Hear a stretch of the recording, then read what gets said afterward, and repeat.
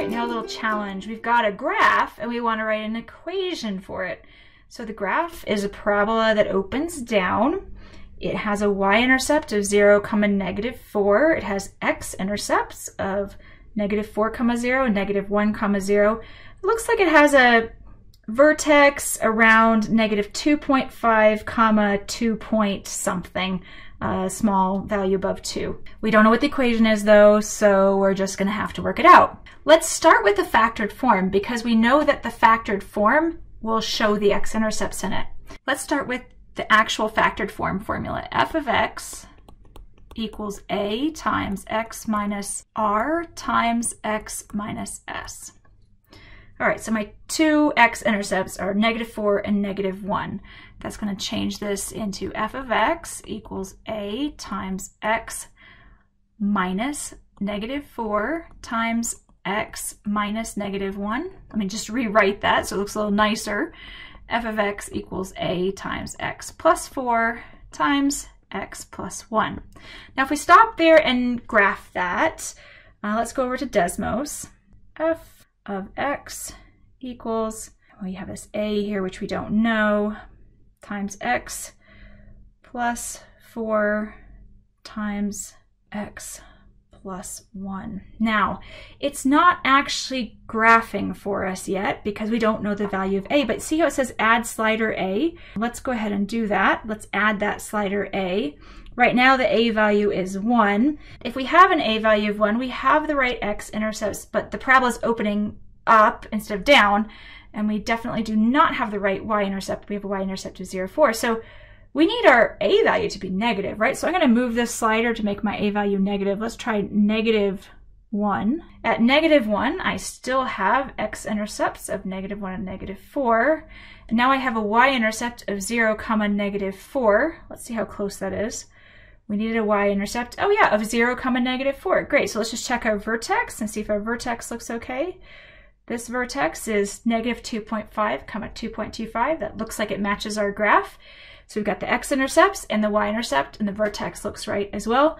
So what we need is an a value of -1. If that y-intercept hadn't come out okay, we could have just kept moving this a value until we got it where it needed to be on the y-axis. And do note that you can also just type in an a value. So if you can't hit it exactly and you want -1, you can just enter it like that, then tap on the graph to see what you've got. So we now know that f of x equals -1 times parentheses x plus 4 times parentheses x plus 1. I did want to show you that factored form can be written in standard form as well, and that they're equivalent when you get that. I want to start with these two equations that I claim are equivalent, 3 times x minus 2 times x plus 0.5 and y equals 3x squared minus 4.5x minus 3. We're just going to multiply out one to get the other to make sure they're the same.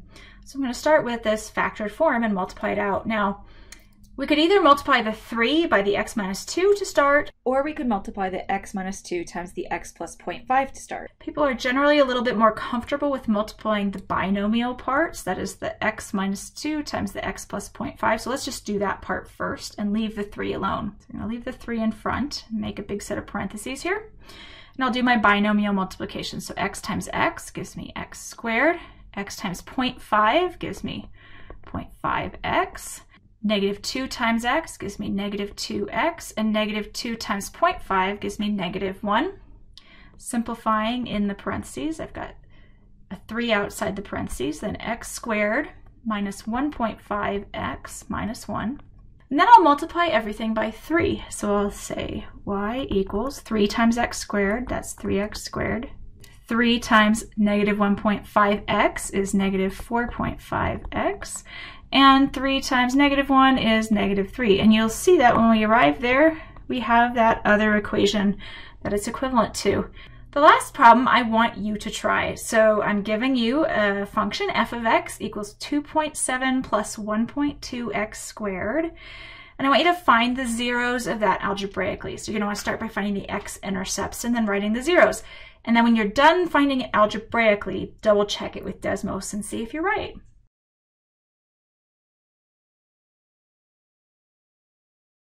All right, we need to find the x-intercepts of f of x equals 2.7 plus 1.2x squared. To find the x-intercepts, we're going to let y be 0. In this case, that means we're going to let f of x be 0, because that is representing the y value. So we need to solve 0 equals 2.7 plus 1.2x squared.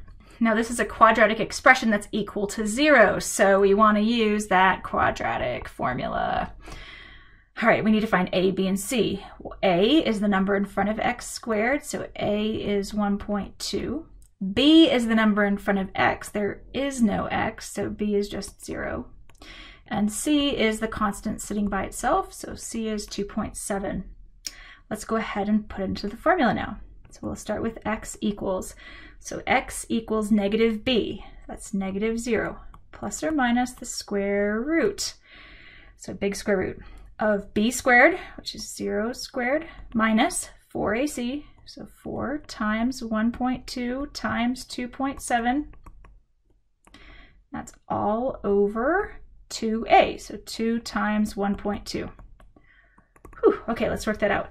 The 0 doesn't really do anything, so we just have a plus or minus in the numerator, and then a square root after that. Make a denominator for that. In the square root, we have 0 squared, which is just 0, minus, and then we have 4 times 1.2 times 2.7, which is 12.96. And then in the denominator, we have 2 times 1.2, which is 2.4. Simplifying just a bit, we have plus or minus the square root of negative 12.96 over 2.4. And hopefully some of you are starting to get a little worried about this. We can't have the square root of a negative number. We can't do that in the real numbers. So this is where the quadratic formula is failing us. It's not actually failing us. It's simply telling us that there are no real number answers. So there are no real x-intercepts, which means there are no real zeros either. Let's double check with the graph, because that one should make you a little bit nervous. So let's graph f of x equals 2.7 plus 1.2x squared. All right, here's our graph of f of x equals 2.7 plus 1.2x squared, and you can see that this is a parabola that opens up.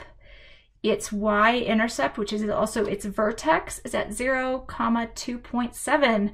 So the lowest point on the graph is at 0, 2.7, which means that it never crosses the x-axis. It has, in fact, only a y-intercept, no x-intercepts.